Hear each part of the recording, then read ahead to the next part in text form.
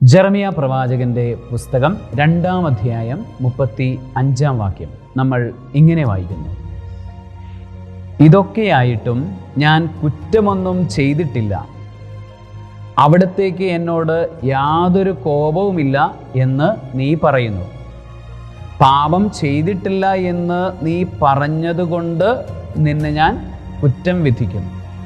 എത്ര ലാഘവത്തോടുകൂടെയാണ് നീ വഴിമാറി നടന്നത്.